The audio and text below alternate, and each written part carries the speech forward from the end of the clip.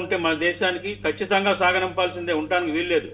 అక్రమ చొరబాటుదారులు వీళ్ళు టెర్రరిస్టులా లేకపోతే ఇంకోళ్ళ కాదు. వాళ్ళు ఏదో బంగ్లాదేశ్ లో మీ అందరికీ తెలిసిందే, ప్రపంచవ్యాప్తంగా అత్యంత పేదరికమైన దేశం అది.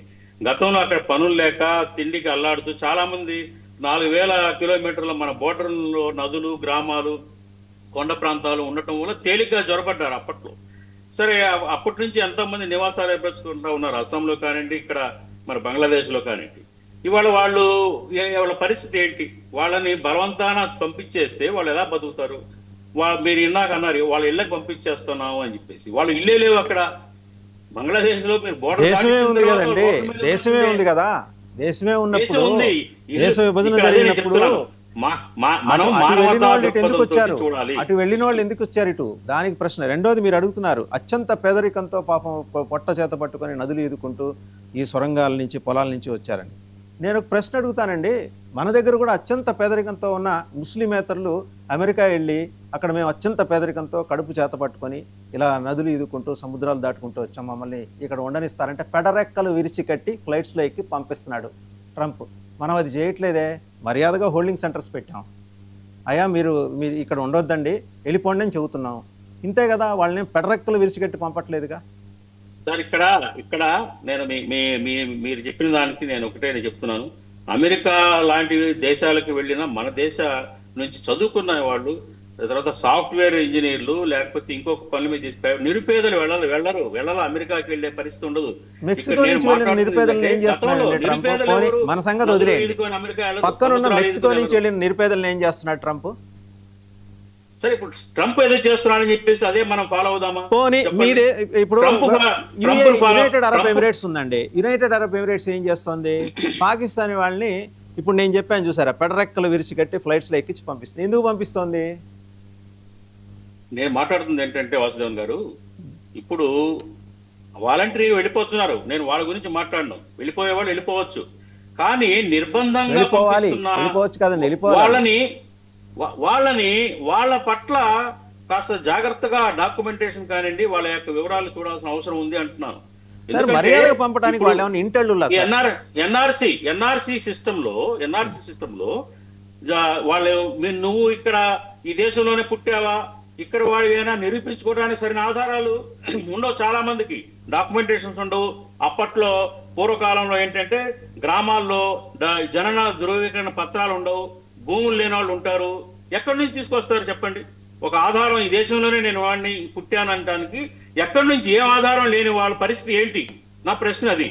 అలాంటి వాళ్ళని వాళ్ళ పట్ల కూడా నిర్దాక్షిణ్యంగా అక్కడ బలవంతాన బయటకు తోసేస్తున్నారు. దీన్ని అడ్డుకోవాలి, దీన్ని నివారించాలని చెప్పేసి అంటున్నాను. సరే, ఇప్పుడు ఎన్ఆర్సీ ఫెయిల్ అయిపోయింది. ఎన్ఆర్సీ నమోదు ఏదైతే నేషనల్ సిటిజన్స్ నమోదు ఏదైతే ఉందో అది ఒక్క అస్సాంలోనే జరిగింది, ఎక్కడ జరగల. ఇవాళ ఎన్ఆర్సీ ప్రాపర్ గా జరిగితే నేను మాట్లాడను. ఎన్ఆర్సీ ఎక్కడ దేశంలో జరగటంలా. ఒక్క సిఏఏ చట్టం ప్రకారంగా మీరు ఈ దేశంలో పుట్టిన వారు కాదు, పౌరులు కాదు అని బలవంతాన పంపించేయటం ఎంతవరకు న్యాయం అంటున్నాను. అలాంటి ఆ విషయంలో జాగ్రత్తలు తీసుకోవాలి. మానవతా దృక్పథంతో చూడాలి. వాళ్ళ పూర్వీకులు ఎవరు, అవన్నీ కూడా వాళ్ళ ఎన్నాళ్ళ నుంచి ఉంటున్నారు అనే దాన్ని ప్రాతిపదికగా తీసుకోవాలి. వాళ్ళ పరిస్థితులు ఏంటి, కుటుంబ పరిస్థితులు ఏంటి అనే దాన్ని కూడా ప్రాతిపదికగా తీసుకోవాలి. బంగ్లాదేశ్ ప్రభుత్వం కూడా అదే కోరుకుంటుంది. యాక్చువల్ గా మీరు బంగ్లాదేశ్ ప్రభుత్వం కూడా నిన్న మొన్న ఒక స్టేట్మెంట్ చూశాను. వాళ్ళు కూడా అయ్యా మీరు గౌరవంగా పంపించండి, మీరు నిర్బంధంగా చేయొద్దు అని చెప్పేసి కూడా భారత ప్రభుత్వానికి విజ్ఞప్తి చేసింది ఈ అంశంలో. కాబట్టి నేనేమంటున్నానంటే, అక్రమంగా చొరబడిన వాళ్ళు వాలంటరీగా వెళ్తున్నారు, సంతోషం. వాళ్ళ దేశానికి వాళ్ళు వెళ్ళిపోవడం మంచిది, అక్కడ ఏదో ఒకటి బతుకుతారు. కాకపోతే ఏంటంటే ఇక్కడ భారతీయ నిరుపేద గ్రామాల్లో ఉన్న, కొండ ప్రాంతాల్లో ఉన్న ఆదివాసీలుగా ఉన్న ముస్లిమ్స్ కానీ నాన్ ముస్లిమ్స్ కానీ ఎవరైతే ఉన్నారో వాళ్ళు ఎలా నిరూపించుకుంటారు ఈ దేశ పౌరులు మరి నేను ఇక్కడే పుట్టాను, వాళ్ళ ముత్తాత కాలం భూములు చూపించమంటున్నారు. దానికి పారామీటర్స్ ఏంటి? ఎన్ఆర్సీకి కొన్ని ప్రామాణికాలు ఇచ్చారు, డాక్యుమెంటేషన్స్ ఇవి కావాలి. ఒకటి జనన ధృవీకరణ పత్రము, పూర్వీకుల ఆస్తి పత్రాలు ఉంటే ఆస్తి పత్రాలు కావాలి, లేకపోతే ఇంకేదన్నా ఇక్కడే పుట్టాడు, ఇక్కడే భారతీయుడిని నిరూపించుకోవడానికి ఒక ఆధారం కాగితం చూపించమంటారు. కాగితం లేకపోతే అతను భారతీయుడు. సార్, నాదొక ప్రశ్న. మన బాజీ గారు నాదొక ప్రశ్న. సరే, ఇప్పుడు బంగ్లాదేశ్ దాటి అక్కడి నుంచి వెస్ట్ బెంగాల్ వచ్చి వెస్ట్ బెంగాల్ నుంచి హైదరాబాద్ దాకా వచ్చి రోహింగ్యా క్లబ్బులు, ఇక్కడ ఫుట్బాల్ క్లబ్బులు 3 ఉన్నాయి. నేను ఏరియాస్ కూడా మీకు ఇంతకుముందు కూడా చెప్పా. కిషన్గంజ్లో ఉంది, బహదూర్పురాలో ఉంది. వాళ్ళ అచ్చంగా వాళ్ళు అది పెట్టుకొని మరి ఇక్కడ ఆడుతుంటే మరి వీళ్ళు ఏం చేయాలి సార్? ఇంటర్లులాగా చక్కగా రోజు మృష్టాన్న భోజనం పెట్టి వాళ్ళకి గౌరవంగా వాళ్ళ ఎండన పడకుండా గొడుగులు పట్టి తిప్పాలి వాళ్ళని. నేను అంటలేదు అలా. ఖచ్చితంగా అలాంటి చొరబాటుదారుల్ని ఖచ్చితంగా గుర్తించి వాళ్ళని పంపించేయాల్సిందే. నేను వాళ్ళ గురించి మాట్లాడట్లేదు సార్. ఈ దేశంలో బతకడానికి వచ్చిన వాళ్ళు నిరుపేదలు, ఎప్పుడో 50-60 సంవత్సరాల క్రితం నుంచి ఉన్న వాళ్ళ సంగతి మాట్లాడుతున్నాను నేను. వీళ్ళు సార్ వచ్చి ఇక్కడ సెటిల్ అయిపోయారు. ఇప్పుడు రోహింగ్యాలు ఉన్నారు, రోహింగ్యాలు చాలా మంది ఉన్నారు. వాళ్ళందరినీ ఏరియాల్సిందే, పంపించాల్సిందే. నేను మాట్లాడుతుంది ఏంటంటే, ఎప్పుడో గతంలో 50-60 సంవత్సరాల క్రితం బోర్డర్ దాటి బతుకు తెరువు కోసం కడుపు పట్టుకొచ్చిన కుటుంబాలు ఉన్నాయి. పిల్లలు ఉంటారు, మహిళలు ఉంటారు. వీళ్ళందరూ విచక్షణారహితంగా మరి బోర్డర్ దాటి తోసేయడం అనేది కరెక్ట్ కాదు. వాళ్ళకి కొంత వెసులుబాటు ఇవ్వాల్సిన అవసరం ఉంది అని చెప్పేసి నేను మానవతా దృక్పథంతో, సుప్రీంకోర్టు కూడా అదే చెప్పింది, మానవతా దృక్పథం కోణంలోనే ఈ ఎన్ఆర్సీ కానివ్వండి, సిఏఏ కానివ్వండి అమలు ఉండాలి అని చెప్పేసి దీని మీద కోర్టులో, ఇంకా సుప్రీంకోర్టులో పెండింగ్ లో ఉంది. మళ్ళీ వస్తా మీ దగ్గరికి. సిఏఏ మీద సార్, ఒక్క నిమిషం సార్, సిఏఏ మీద ఇంకా సుప్రీంకోర్టులో 460 కేసులు పెండింగ్ లో ఉన్నాయి. కానీ అది పెండింగ్ లో కేసులు ఉండగా మరి దీన్ని అమలు జరపవచ్చు, హక్కు ఉంది ప్రభుత్వానికి. కానీ ఏంటంటే దాన్ని ఒక మానవతా దృక్పథమైన కోణంలో చేయమంటున్నాము.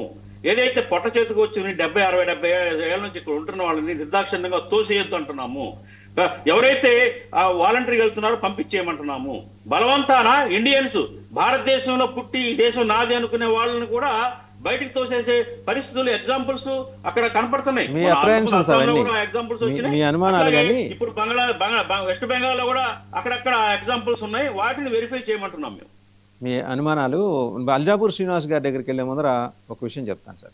నిరుపేదలైన ఎల్టీటీ సానుభూతి పరులు జాఫ్నా నుంచి వస్తారు. అయ్యో నిరుపేదలు, వాళ్ళకి ఒక పూట తింటే ఇంకో పూట లేదని వాళ్ళని కూర్చోబెట్టి మనకు మృష్టాన్న భోజనాలు పెడదాం. సిక్కులు, ఖలిస్తాన్ ఉగ్రవాదులు ఉన్నారు. అయ్యో నిరుపేదలు పాపం ఎక్కడో కెనడా వెళ్ళి అక్కడ ఉగ్రవాదం దాన్ని ఆశ్రయించి అక్కడ సరిగ్గా చాలని తిండితోటి పొట్టబట్టుకుని మళ్ళీ వెనక్కి వచ్చారు. సో వాళ్ళని ఆదరించేసి రోజు వాళ్ళకి మీరన్నట్టు ఈ బ్రహ్మాండమైన పంజాబీ ఫుడ్ పెట్టి పోషిద్దామా? ఇదేమన్నా ధర్మశాల? భారతదేశం ఏమన్నా? సార్ ప్రభుత్వం చేసింది అదే. ప్రభుత్వం ఇప్పుడు చేసింది అదే. భారత ప్రభుత్వం సిఏఏలో ఎవరిని మినహాయించారండి? ముస్లింస్ ఒక్కళ్ళే మినహాయించారు, సిక్కుల్ని మినహాయించాలా? ఇక్కడ ఉగ్ర కోణం ఉన్న వాళ్ళు ఎందుకు మినహాయించాలి? నేను అనేది ఏంటంటే 2 దేశాలు ఉన్నాయి. ఈ దేశం నుంచి విడిపోయి 2 దేశాలు వచ్చినాయి. పెట్టి పోషించాలా అంటున్నారు. ఈ దేశం నుంచి విడిపోయి 2 దేశాలు ఏర్పడ్డాయి. వెళ్ళిపోవచ్చు కదా. హిందువులకి దేశం లేదు, ఇది ఒక్కటే. హిందువులకి, బౌద్ధులకి, జైనులకి, సిక్కులకి ఇది ఒక్కటే దేశం. కాదండి, నా పాయింట్ ఏంటంటే ఇప్పుడు సిఏఏ చట్టంలో ఉన్నది ప్రధానంగా మా విమర్శలకు గురైంది, నిరసనలు వ్యక్తం చేసింది ఏ పాయింట్ మీద? మత వివక్ష. రాజ్యాంగంలో ఆర్టికల్ 14-15 ప్రకారంగా మత వివక్షతోటి ఏ చట్టం చేయకూడదు. సిఏఏ మత వివక్ష పూర్వకంగా చేసిన ఒక చట్టం. ఇవాళ మీరు అంటున్నారు ఎల్టీటీ తీవ్రవాదులు ఉన్నారు, వాళ్ళు ముస్లింస్ ఏం కాదు. అలాగే ఖలిస్తాన్ తీవ్రవాదులు వేరే దేశంలో ఉంటారు, వాళ్ళు చొరబడతారు ఇండియాలోకి. వాళ్ళు చొరబడినప్పుడు వాళ్ళకి ఇండియన్ సిటిజన్స్ ఇచ్చే హక్కు ఇచ్చింది సిఏఏ. మీరు షట్రపు రుచులతో భోజనం పెడుతున్నారు, వాళ్ళకి పెట్టండి. ఎవరికి? ముస్లింస్ ఒక్కళ్ళనే టార్గెట్ చేశారు. ఇది అంశం కోర్టులో ఉంది, కోర్టులో కూడా పెట్టాలంటారు మీరు. నేను పెట్టాలంటలేదు, నా న్యాయం సమానంగా ఉండాలంటున్నాను. ముస్లింస్ పట్ల వివక్ష ఎందుకు అంటున్నాను? మీరు 4 మతాలు, మీరు ముస్లింస్ వేరు, చొరబాటుదారులు వేరు, ఇద్దరు. మీరు there is a subtle difference అండి. Muslims are different from illegal immigrants వేరు, ముస్లిమ్స్ వేరు. దేశీయ ముస్లిమ్స్ వేరు. ముస్లిమ్స్ పక్క దేశం నుంచి వచ్చి ఈ దేశంలో ఉన్న ముస్లిమ్స్ ఉద్యోగ అవకాశాలు, ఉపాధి అవకాశాలు కొల్లగొడుతున్నారు. అది గమనించండి ఒకసారి. ఇల్లీగల్ ఇమిగ్రెంట్స్ అన్ని మతాల నుంచి ఉన్నారు సార్. కాదు, ముస్లింస్ ఎక్కువ ఉండొచ్చు. అయ్యా మీకు మళ్ళీ చెబుతున్నా, మీకు 2 దేశాలు ఉన్నాయి, 2 దేశాలు ఏర్పాటు చేశారు, అక్కడ ఉండొచ్చు కదా. ప్రకారంగా సార్, సిఏఏ చట్టం ప్రకారంగా క్రైస్తవులు కానివ్వండి, హిందువులు కానివ్వండి, సిక్కులు కానివ్వండి, జైనులు కానివ్వండి, వేరే దేశాల నుంచి చొరబడిన తర్వాత వాళ్ళకి సిటిజన్షిప్ ఇస్తుంది సిఏఏ యాక్ట్. కానీ ముస్లింస్ మాత్రం సిఏఏ చట్టంలో సిటిజన్షిప్ ఇవ్వడానికి నిరాకరించారు. అసలు చట్టంలోనే పెట్టాల. ఇది మత వివక్ష కాదా? రాజ్యాంగ ఉల్లంఘన కాదా? మీరు ఇది రెండింటిని నా ప్రశ్న. కలుపుతున్నారండి, రెండింటిని కలుపుతున్నారు. మళ్ళీ మీ దగ్గరకు వస్తే ఒకసారి అల్జాపూర్ శ్రీనివాస్ గారి దగ్గరికి వెళ్దాం. అల్జాపూర్ శ్రీనివాస్ గారు, బంగ్లాదేశ్ బార్డర్లో అండి హకీంపూర్ దగ్గర అయితే వందలాది మంది ఇలీగల్ ఇమిగ్రెంట్స్ వాలంటీర్గా వెళ్ళిపోయే వాళ్ళు వెళ్ళిపోతున్నారండి. పాపం వాళ్ళతోటి ఏమి